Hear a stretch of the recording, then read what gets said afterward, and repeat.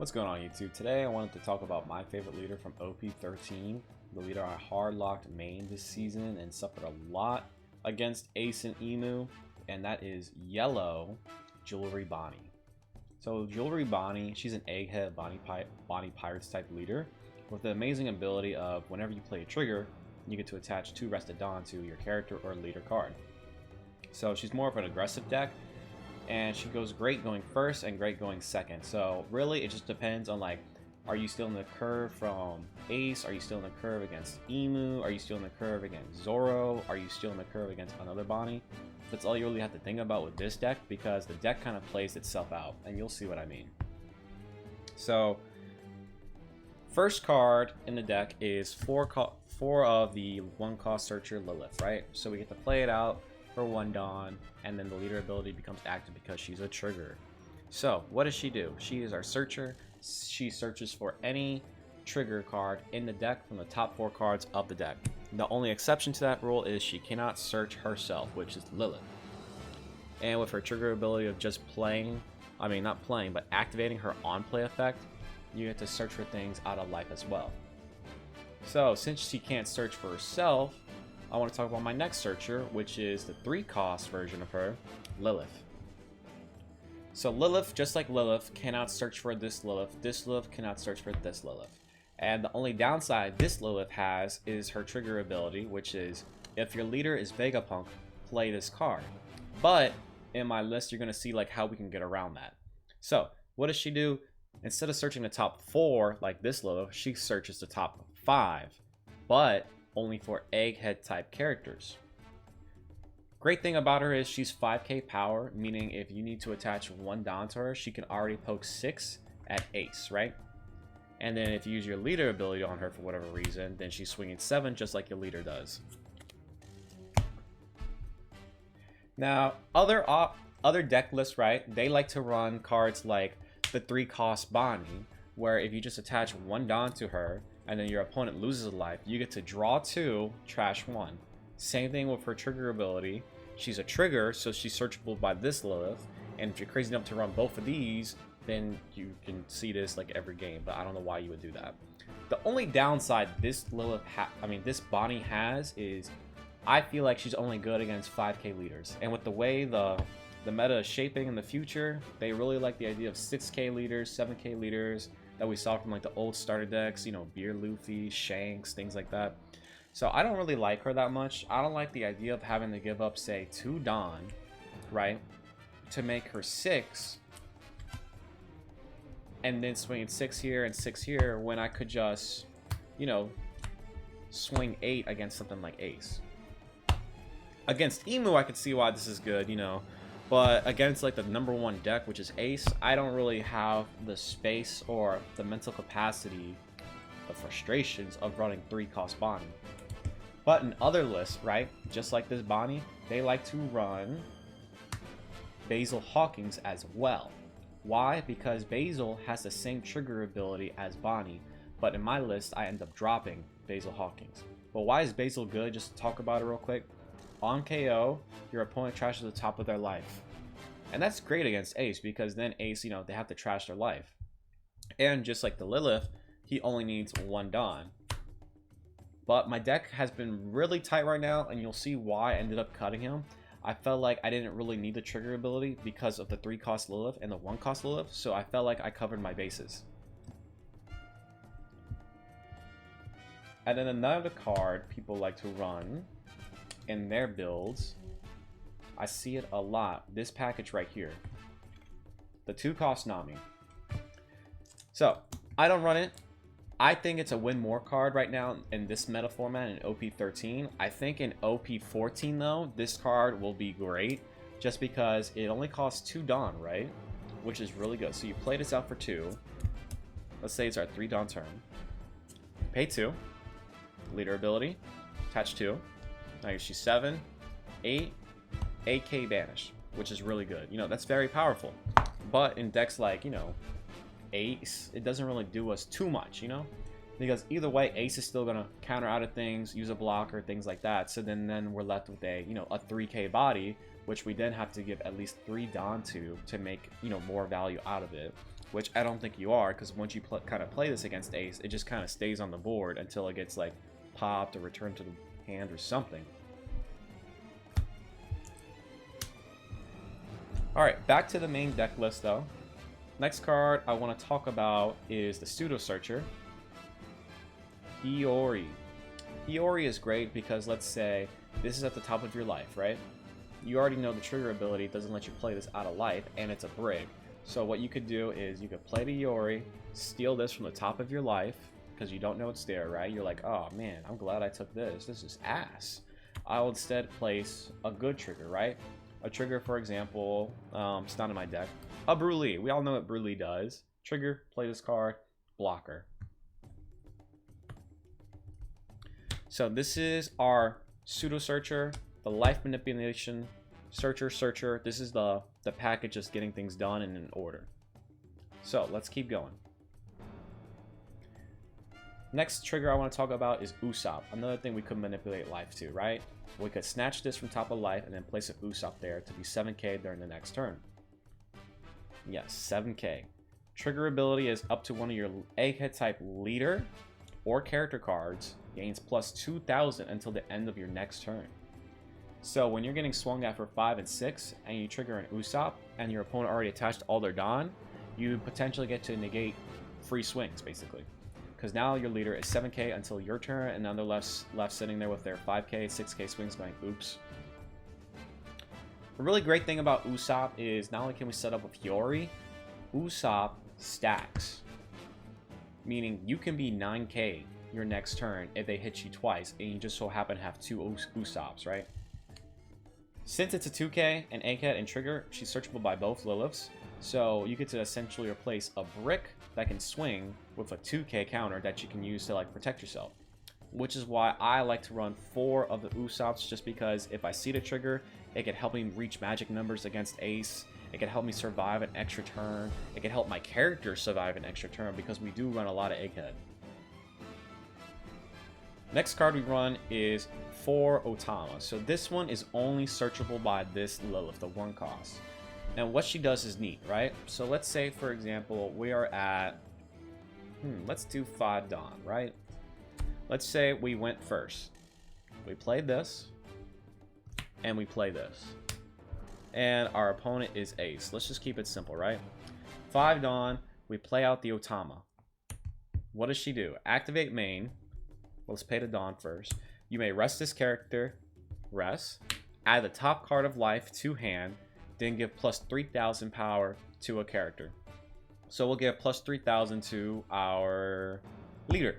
Next, we'll attach 2 rested Dawn to this Lilith. Now she's 4. Next, we attach 2 more, making her 6, and then we make this Lilith 6. So now there's 3 swings that they gotta deal with during their turn as Ace. So essentially, they have to pitch 2 cards from the leader because we gave plus 3,000. 1 card and 1 card, and we essentially got max value from these 2 Liliths, right? Or you could even do something like, instead of attaching Dawn to this Lilith, I'll show you another math sequence, right? We play the Otama, right? We get 2 rested Dawn to our leader.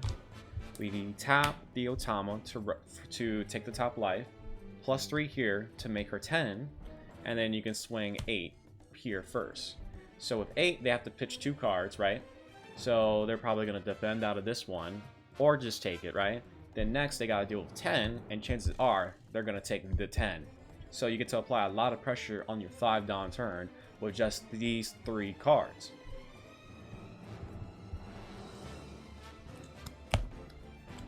And then the last thing about Otama that I want to talk about is not only is that she's a 2k counter, right? She's also a pseudo blocker because of how good that ability is, but her trigger ability is rest up to one of your opponent's characters with a cost of 4 or less.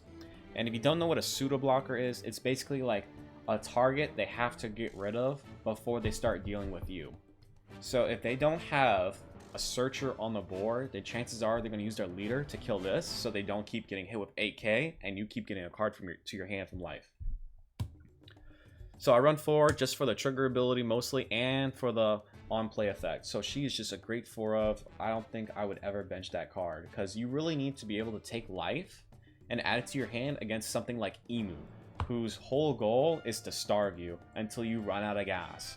So Emu is basically trying to keep up the pace with you, right? They're trying to keep up the pace with you, stay at the same level as you while still protecting their life, and then making you ditch out all your cards to where you only have 2 or 3 cards left in the hand, and then they keep recycling their 10 elders. This helps you stay in the game, helps you protect your bodies on the board by taking life and then protecting with Usopp from life, right? That's just an idea against the Emu matchup. We already saw how great it is by making big numbers against Ace early on, applying good pressure. Next trigger that I want to talk about that we really want to set up with the Hiyori against something like Zoro, Beige. We love it. Infinity counter, 2k counter, and from the hand, right? Trigger up to one of your opponent's leader or character cards cannot attack until the turn is over. So it completely shuts down the Zoro play, right? If you know they got the restand ability, you put this to life every time. Why? Because Zoro only knows one thing, swinging face with leader. You shut that down. Oh, it's just you just need to look at the face of a Zoro player when they get beiged. It's just amazing. Not only that, it can help you, survive and steal games from Ace and Emu by just saying, hey, I'm at 1 life, I beiged. Yeah, I get another turn, and you already swung with all your blockers. So, 15k face, things like that.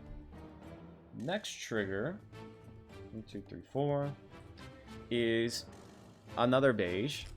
Just kidding. It's Zoro, but just like the beige, you run 4 of it in my build because I want to see the ability pop off a lot, and I want to set it up with the Hiyori. So what are we setting up with this Zoro?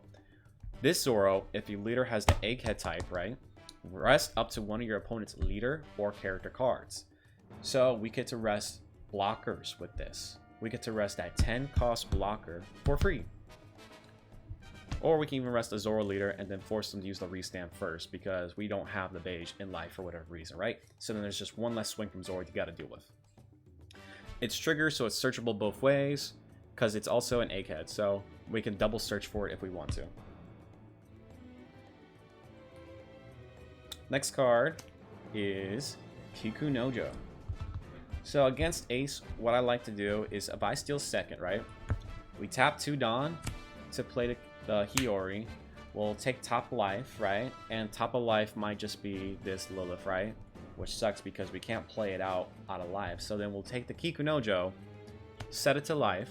We get hit, play the Kiku Nojo. And now at 4 Dawn, we get to either play Lilith, right? So let's run that by real quick. Let's go to 4 Dawn. And this is our board because we set this up at life against Ace. 4 Dawn, we play this for 3. Woo! Leader ability activates. So then we'll attach 2 to Kiku to make her 8k. And we'll attach 1 to leader to make her 6. So now we're swinging 6 and 8 against Ace. Pretty good.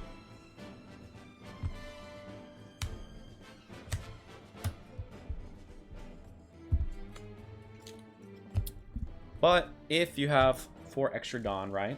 Not 4 extra. If you end up top decking Kiku Nojo, by all means, play them both out.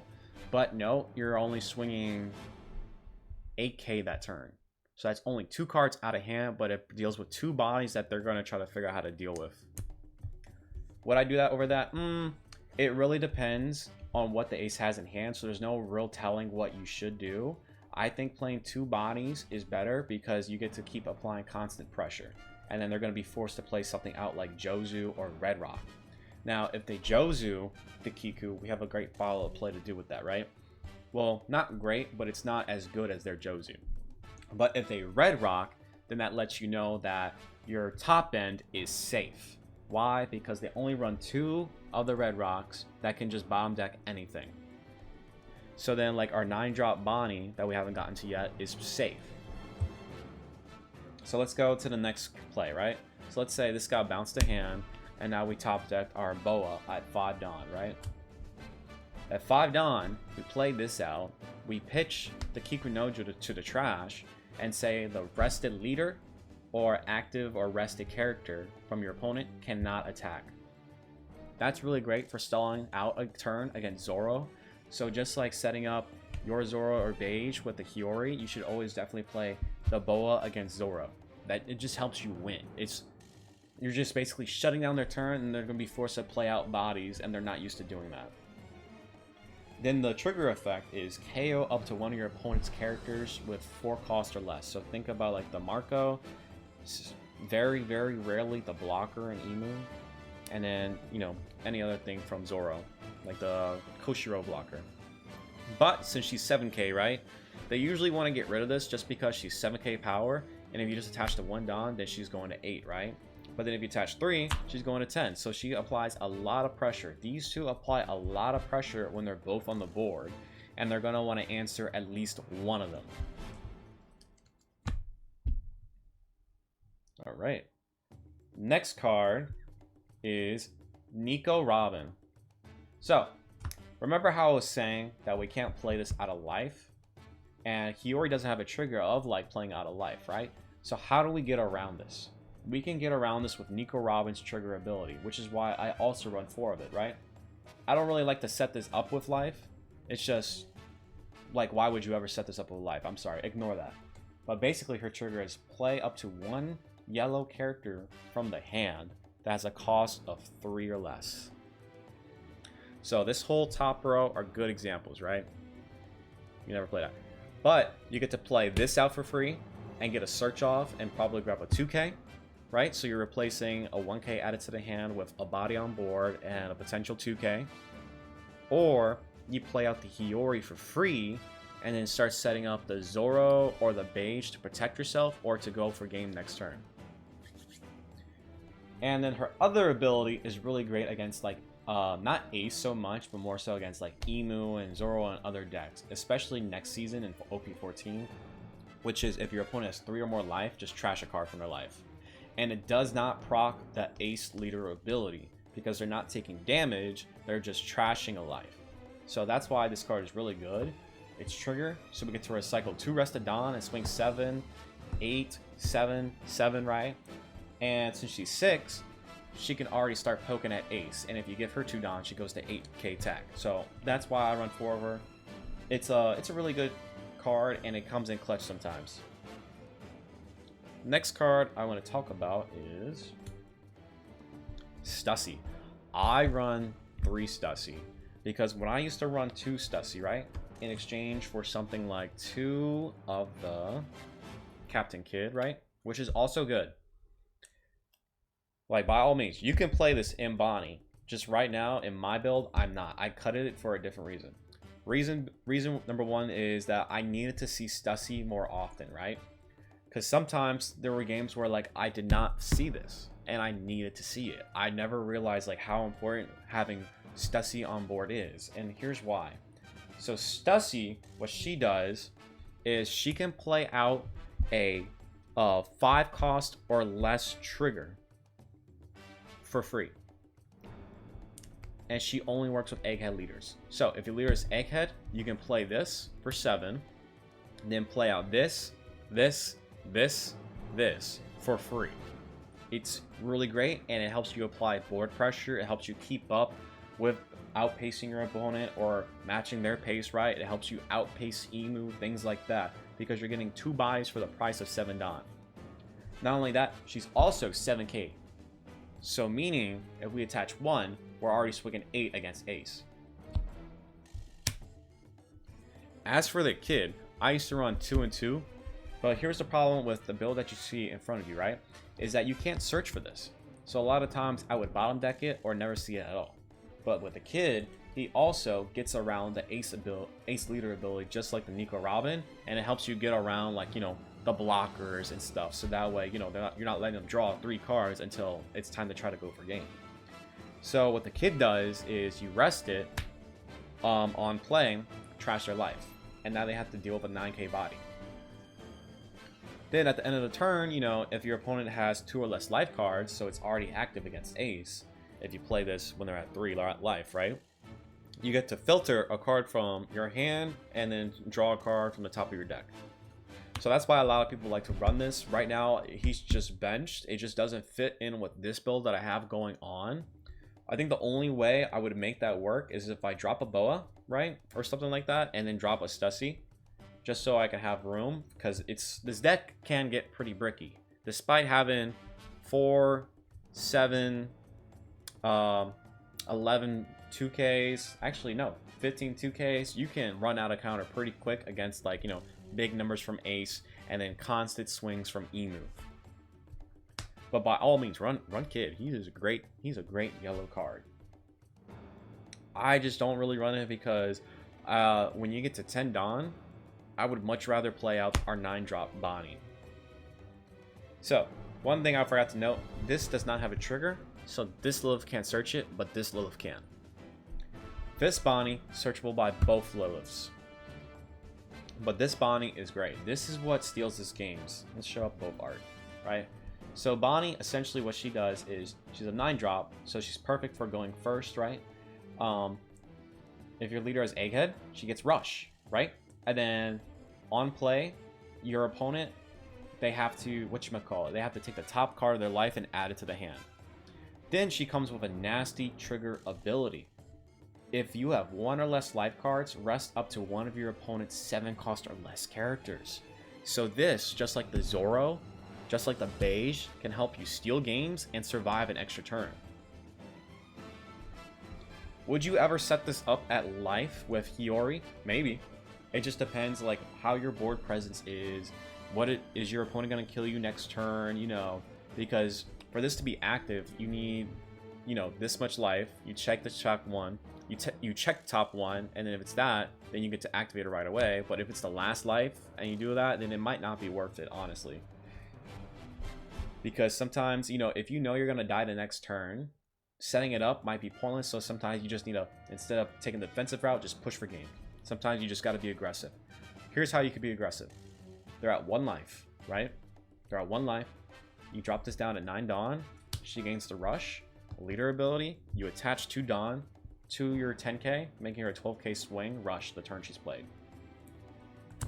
That's why we run 4. She's searchable. She's great. Clutch trigger.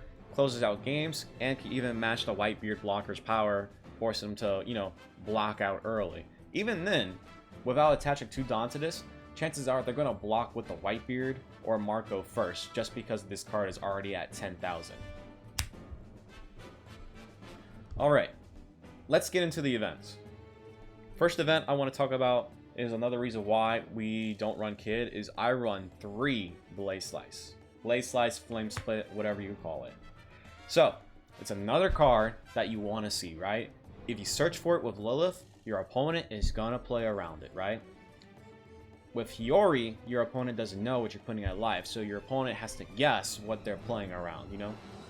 But with Blaze Slice, if you run 3, you see it more often, and your opponent won't know if you just have it, unless you just leave, say, an active Dawn, and they go, what is 1 Dawn in yellow? Blaze Slice. So, main or counter, so during your turn or their turn, right? You can pay 1 Dawn, give a character or leader plus 1,000 during the turn. Then, if your opponent is at 2 or less life, right? And if you were swinging bib, like say with the Otama combo we talked about in the beginning of the video, then your opponent Ace is already at 2 life, meaning you get to rest their Marco and give something plus 1,000. So this is really great for closing out games, because not only can you use this on Marco, you get to use this in the blockers and the attacker card in Emu, the little searcher. So yeah, that's why I run 3, because there might be even a turn where I want to play 2 of the Blaze Slices, right? Maybe I don't want to play another Bonney. Maybe I already have a Bonney and I want to rest 2 blockers. So yeah.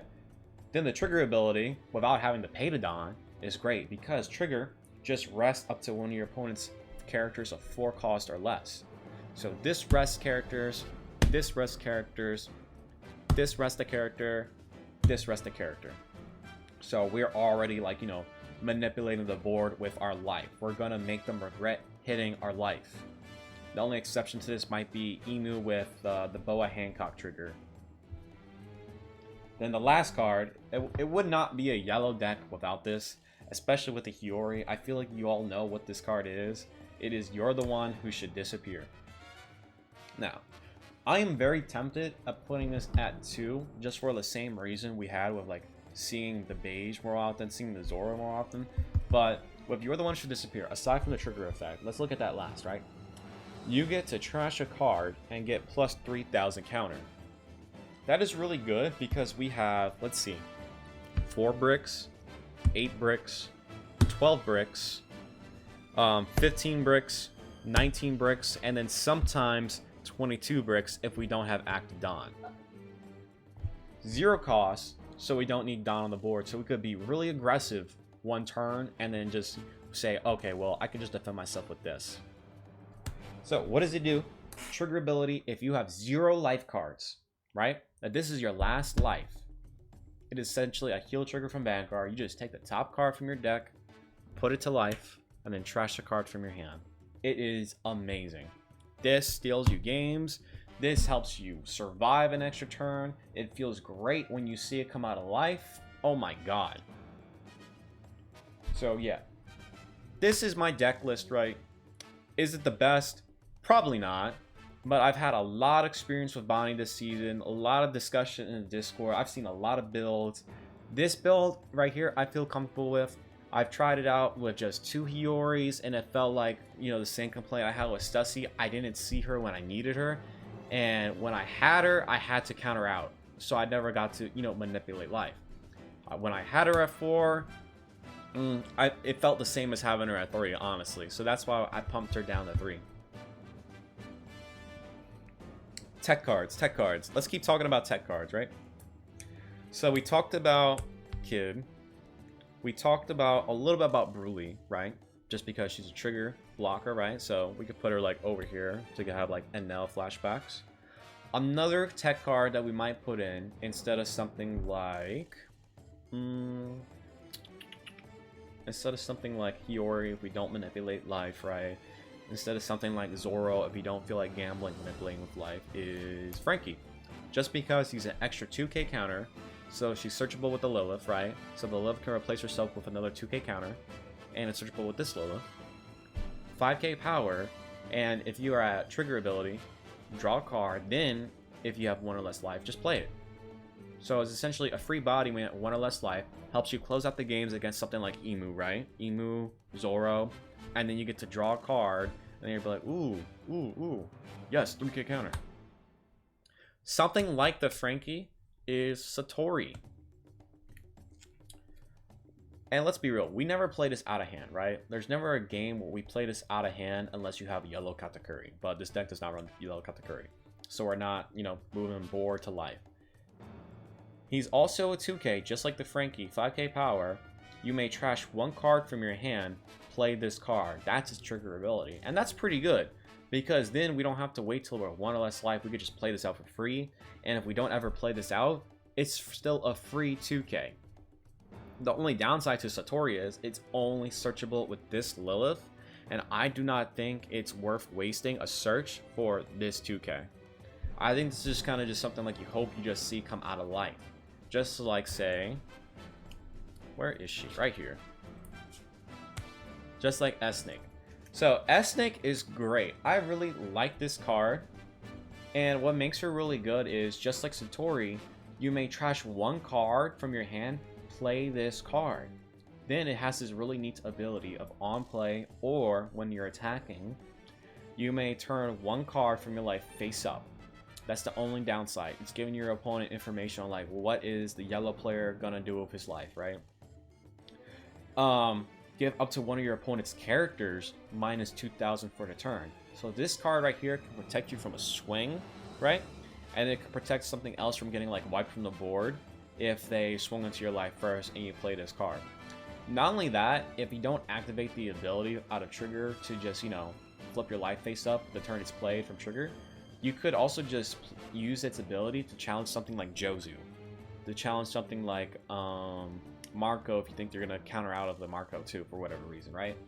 You can use this to challenge their Yamotos. You can use this to challenge even Cavendish, because, you know, they like to swing with the Cavendish in Green Zoro to get the extra 2 active Dawn, and this will just push it down to 4k, and now they gotta answer by, you know, giving up a 2K or a blocker. So that's why I like S-Snake. I used to run 4 of it. I just, you know, I was going for a whole different version of the deck. Yeah. This, I would love to run this, because imagine a world where you run 4 S-Snake to play out of life, 4 Kikunojo to play out of life, hell, 4 Satori to play out of life, Frankie to play out of life, and even Brule to play out of life. It's really good. Next is the other one that you can play out of life, S-Shark and S-Hawk. So S-Hawk, I'm not even going to talk about it. It's just mainly used against Zoro, but Boa, Beige, you don't need it. You don't need it. Basically, this card does not get KO'd by slash type characters if it has a Dawn attached. So you have to give up 1 Dawn for the ability, right? And then if, you know, if your opponent has, let's see, if you have less life cards than your opponent, this character cannot be KO'd by slash type characters and gains plus 2,000.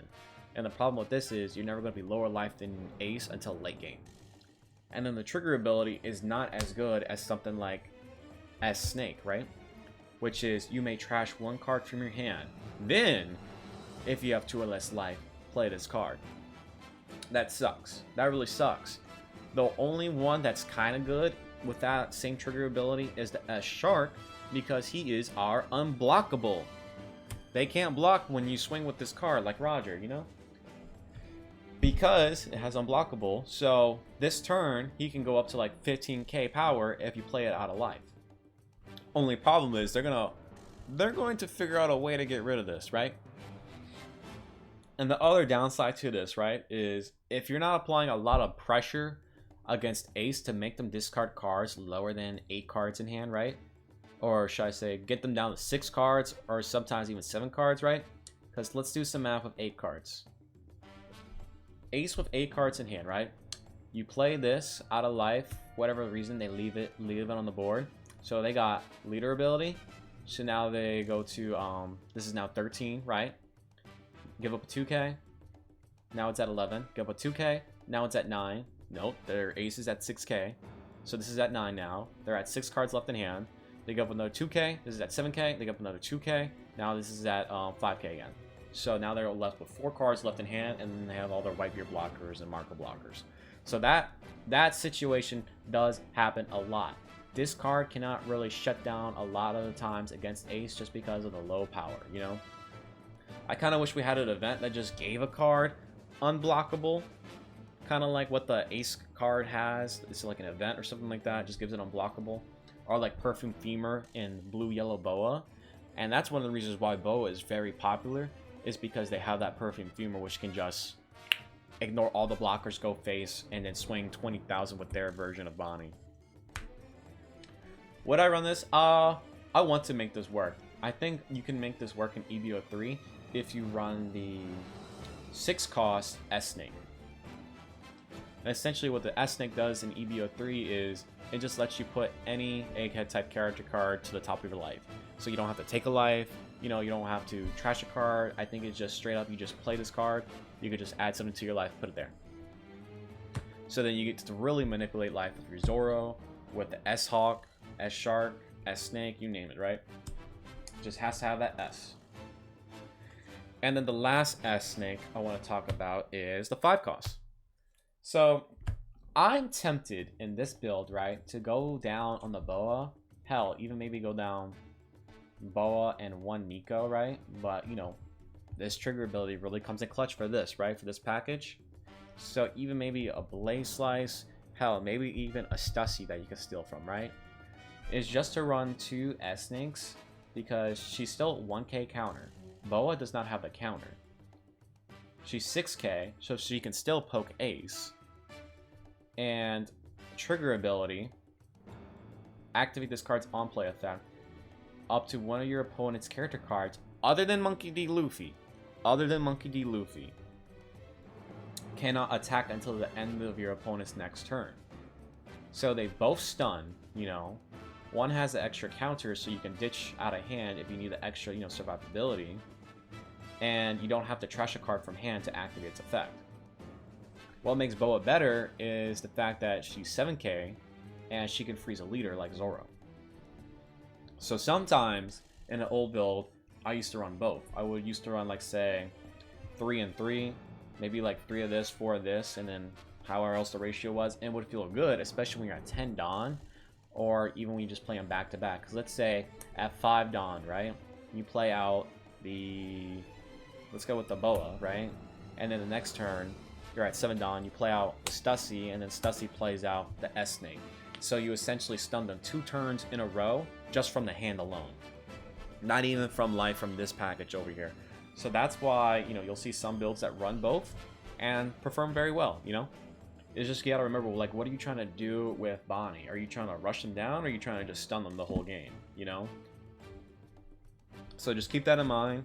Can you replace the Boa with S-Snake? I think so, you know? I really do think you can replace Boa with S-Snake just because she's counter and she doesn't trash a trigger from your hand, you know? And I think the Boas are getting pretty expensive because she's from PRB2, just like the Otama. So honestly, guys, if I were you, I would order this card, well, these 2 cards sooner rather than later, because with PRB, you know, after a while, the price is just going to keep going up. Think of something like Bon Clay, for instance, right? Or Cavendish. Those cards got really expensive to the point they had to, like, you know, reprint them again. And I think Bon Clay is still expensive. So yeah. This is a deck list, you know. How did this deck perform? 4th at a Treasure Cup when I actually tried really hard. 3rd place at locals a few times. That's about it. Would I bring this to a regionals? If I'm feeling really lucky that day, you know. But would I want to waste that luck at a regionals, or would I want to waste that luck at the casino? Probably the casino, honestly, so I could buy more cards. But anyway, yeah, this card is really great. I mean, this deck is really great. It's just that, you know, we have to accept for the facts that their decks are better at the moment. Bonney can push through. Bonney can win against those decks. You just have to try really hard. See all the pieces that you need to win against whatever matchup it is. And sometimes you gotta hope they mess up. Sometimes you gotta hope that they don't see what they got. And sometimes you just gotta hope you steal second going against them. That's it. That's the cold hard facts. Until we get more support and OP14 in January, this deck will be so much better. For example, in OP14, I am swapping out the 2k Hyoris for the 2-cost Yellow Grandma that has the exact same ability as Hiyori, but instead of a 2k counter, 1k counter, trigger, so the leader ability goes off, right? So you can still be aggressive while manipulating the life. Trigger is just play this card. So that's why I'm going to be swapping out the Hiyori. Hell, there might be a build where I run both Hiyori and the Grandma. Well, if you enjoyed a deck list and want to talk about your deck list, leave a comment. I think in the next video we're going to talk more in depth about like matchups and plays, like what I was kind of like demonstrating with just like how these cards work together, how it all synergizes, right? Like with the Nico trigger to play out these 2 right here for free.